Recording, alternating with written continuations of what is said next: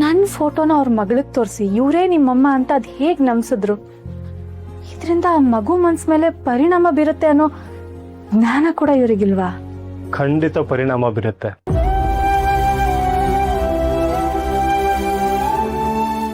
ಈಗ ನಾವು ಮಾಡೋ ಕೆಲಸ ಕೆಟ್ಟದಾಗಿದ್ರು ಅದರಿಂದ ಒಬ್ರಿಗೆ ಒಳ್ಳೇದಾಗತ್ತೆ ಅನ್ನೋ ಆಗಿದ್ರೆ ಆ ಕೆಲಸನ ನಾವು ಮಾಡಲೇಬೇಕು. ಫಾರ್ ಎಕ್ಸಾಂಪಲ್ ನಿಮ್ಮನ್ನೇ ತಗೊಳ್ಳಿ. ಸಾನ್ವಿಗೆ ಅಮ್ಮ ಆಗಕ್ಕೆ ನಿಮ್ಗೆ ಇಷ್ಟ ಇಲ್ಲದೆ ಹೋದ್ರು ಯಾಕೆ ಒಪ್ಕೊಂಡ್ರಿ? ಸಾನ್ವಿ ಪರಿಸ್ಥಿತಿ ನೋಡೋಕ್ಕಾಗ್ತಾ ಇಲ್ಲ, ಅವಳು ನೋಡಿದ್ರೆ ಅಯ್ಯೋ ಅನ್ನಿಸ್ತಾ ಇದೆ ಅನ್ನೋ ಆನ್ಸರ್ ತಾನೆ ನಿಮ್ಮ ಬಾಯಿಂದ ಬರ್ತಾ ಇದ್ದಿದ್ದು. ಉದ್ದೇಶ ಇಷ್ಟೇ ಅರ್ಚನಾ ಅವರೇ. ನಾನೀಗ ಮಾಡ್ತಾ ಇರೋ ಕೆಲಸದಿಂದ ನನ್ನ ಮಗಳಿಗೆ ಒಳ್ಳೇದಾಗತ್ತೆ, ಅವಳು ಖುಷಿಯಾಗಿರ್ತಾಳೆ, ಅವಳ ಆರೋಗ್ಯನೂ ಚೆನ್ನಾಗಿರುತ್ತೆ ಅನ್ನೋ ಒಂದು ಉದ್ದೇಶದಿಂದ ನಾನು ನಿಮಗೆ ರಿಕ್ವೆಸ್ಟ್ ಮಾಡಿಕೊಂಡೆ. ನೀವು ಅದಕ್ಕೆ ಒಪ್ಕೊಂಡ್ರಿ. ನಾನಿನ್ನೇನು ಮಾಡಲಿ ಅರ್ಚನಾ ಅವರೇ? ಒಬ್ಬ ಡಾಕ್ಟರ್ ಆಗಿ, ತಂದೆ ಆಗಿ ನನ್ನ ಮಗಳಿಗೆ ಅಮ್ಮ ಇದ್ದಾರೆ ಅಂತ ಹೇಳೋದೇ ಸರಿ ಅಂತ ಅಂದ್ಕೊಂಡು ನಾನು ಹೇಳಿದೆ. ನನ್ನ ಸಾನ್ವಿಗೆ ನೀವು ಬೆಸ್ಟ್ ಅಮ್ಮನಾಗಿ ಸಿಕ್ಕಿದ್ದೀರಾ. I am so happy. ನೀವು ನನ್ನ ಬಗ್ಗೆ ಏನೇ ಹೇಳಿದ್ರು, ಎಷ್ಟೇ ಹೊಗಳಿದ್ರು, ಸಾನ್ವಿಗೆ ಕೊನೆವರೆಗೂ ಅಮ್ಮ ಆಗಿ ನನ್ನ ಕೈಲಿ ಇರೋದಕ್ಕಾಗಲ್ಲ. ಸ್ವಲ್ಪ ತಿಂಗಳುಗಳ ಕಾಲ ಅಷ್ಟೇನೇನೆ. ಅವಳು ಹುಷಾರಾದ್ಮೇಲೆ ನಾನು ಹೋಗ್ತೀನಿ. ಆಮೇಲೆ ಇದನ್ನೇ ನಾನು ಬೇಡ ಅಂತ ಹೇಳೋದು. ಇದೆಲ್ಲ ನನ್ನ ಕೈಲಿ ಆಗದೆ ಇರೋಂಥ ಕೆಲಸ. ಪ್ಲೀಸ್ ನೀವು ಜಾಸ್ತಿ ಎಕ್ಸ್ಪೆಕ್ಟೇಷನ್ ಇಟ್ಕೋಬೇಡಿ.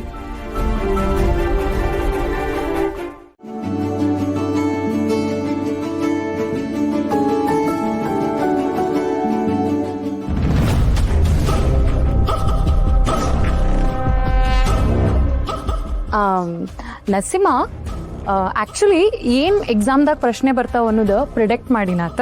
ಸೊ ಅದು ಇಂಪಾರ್ಟೆಂಟ್ ಕ್ವಶನ್ಸ್ ನಿನಗೆ ಹೇಳ್ತೀನಿ ನಾನು. ಸೊ ಇದ್ರ ಮ್ಯಾಗ ನೀವು ಫೋಕಸ್ ಮಾಡಿದ್ರೆ ಸ್ವಲ್ಪ ಹೆಲ್ಪ್ ಔಟ್ ಆಗ್ತದೆ.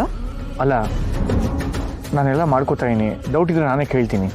ನಾ ಇರೋದ ನಿಂಗೆ ಟೂಟ್ ಮಾಡಾಕಿಲ್ಲೋ.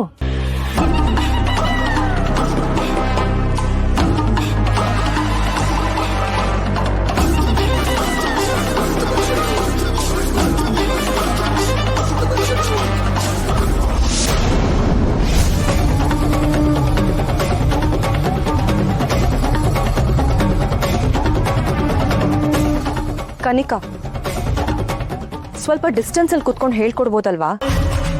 I mean important questions prepare ಆಗಿದ್ನಿ, ಅದನ್ನ ಹೇಳ್ಕೊಡಕತ್ತಿದ್ನಿ. ಅದನ್ನೇ ಸ್ವಲ್ಪ ದೂರ ಕುತ್ಕೊಂಡೆ ಡೌಟ್ ಕ್ಲಿಯರ್ ಮಾಡ್ಬೋದು ಅಂತ ಹೇಳ್ತಿದ್ದೀನಿ ತಾನೆ. ಓ, ನಾವಿಬ್ರು ಹತ್ರ ಇದ್ದಷ್ಟು ನಿನಗೆ ಹೊಟ್ಟೆ ಉರಿಯುತ್ತಾ? ಈಗ ನೋಡಿ ಇದೆ ನಿನಗೆ. ಇದು ಸ್ವಲ್ಪ ಹೇಳ್ಕೊಡ್ಬೋದಾ?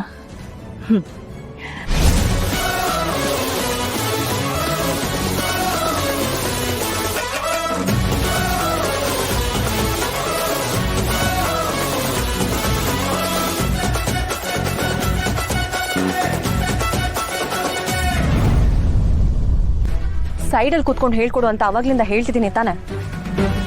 ಸಂಜನಾ, ದೂರ ಕೂತ್ಕೊಂಡ್ರೆ ಹೇಗೆ ಕಮ್ಯುನಿಕೇಟ್ ಮಾಡೋದು? ಓವರ್ ಆಗಿ ಮಾತಾಡಬೇಡ ಸಿಂಹ. ನೀನೇನು ಅಂತ ನನಗೆ ತುಂಬಾ ಚೆನ್ನಾಗಿ ಗೊತ್ತು. ಮುಂಚೆ ಹೇಗಿದ್ಯೋ ಅದೇ ಥರ ಇದ್ರೆ ನಿನಗೆ ಒಳ್ಳೇದು. ಅರ್ಥ ಆಗಿಲ್ಲ. ಸುಮ್ಮನೆ ಡವ್ ಮಾಡಬೇಡ ಸಿಂಹ. ನಾನು ಇಲ್ಲೇ ಕುತ್ಕೋತೀನಿ. ಇವಳ ಹತ್ರ ಏನು ಹೇಳಿಸ್ಕೊಳ್ತೀಯೋ ಹೇಳಿಸ್ಕೊ. ಇವಳು ಏನು ಹೇಳ್ಕೊಡ್ತಾಳೆ ಅಂತ ನಾನು ನೋಡ್ತೀನಿ. ಕುತ್ಕೊ, ನೀನು ಕುತ್ಕೊ. ಸ್ಟಾರ್ಟ್ ಮಾಡ್ಕೊಳ್ಳಿ.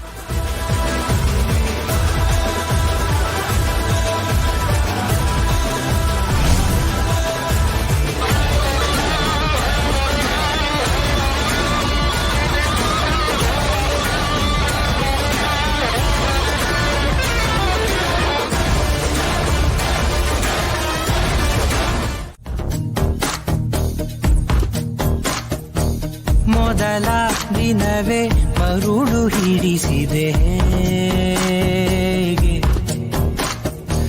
ಕೊನೆಯವರೆಗೂ ವಾಸಿಯಾಗದ ಹಾಗೆ ನಾ ಖಾಲಿ ಇರುವೆ. ಕಾಯೋ ಕೆಲಸ ನೀಡು, ನೀ ನನ್ನ ಮನೆಯ ತುಳಸಿ ಗಿಡವ ಕಾಪಾಡು.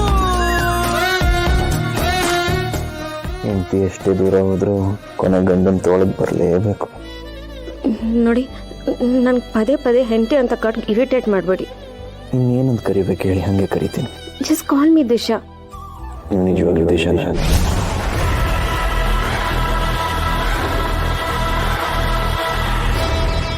ಅಫ್ಕೋರ್ಸ್, ದಿಶಾ ಅಲ್ಲದೆ ಬೇರೆ ಯಾರು ಇರ್ತೀನಿ ನಾನು?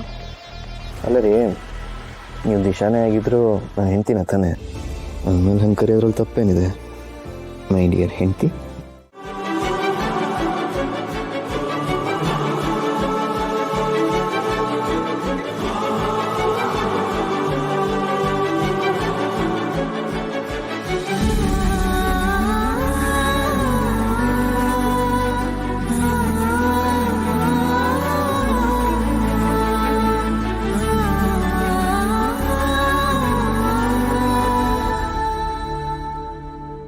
ಅಮ್ಮ, ನಿಮ್ದು ತುಟಿ ಮೇಲೆ ಮಚ್ಚೆ ಇದೆಯಲ್ಲ, ಅದು ನೀವೇ ಇಟ್ಕೊಂಡಿರೋದಾ ಅಥವಾ ಅದಾಗೆ ಬಂದಿರೋದಾ?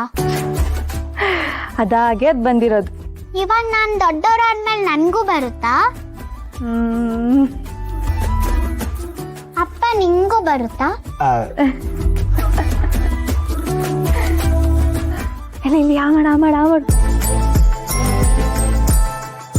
ಅಮ್ಮ, ನೀವು ದಿನ ಎಲ್ಲ ಹೋಗೋದು? ನಾನು ಹೇಳದ್ನಲ್ಲ ಪುಟ್ಟ, ಹಾಸ್ಪಿಟ್ಲಲ್ಲಿ ಕೆಲಸ ಇರುತ್ತೆ, ಅಲ್ಲಿಗೆ ಹೋಗ್ತೀನಿ ಅಂತ. ಅಪ್ಪ ಇಷ್ಟೊಂದು ಕೆಲಸ ಮಾಡ್ತಿರುವಾಗ ನೀವ್ ಯಾಕೆ ಕೆಲ್ಸಕ್ಕೆ ಹೋಗ್ಬೇಕು? ನೀವು ಮನೇಲೇ ಇರಿ. ಹೌದು, ಅಮ್ಮ ಮಗಳಿಬ್ರು ಮನೇಲಿದ್ರೆ ನನಗೂ ಖುಷಿನೇ. ನಾನು ಆರಾಮಾಗಿ ಕೆಲಸ ಮಾಡ್ಕೊಂಡಿರ್ಬೋದು. ಅದೆಲ್ಲ ಆಗದೆ ಇರೋದು. ಹೌದೌದು.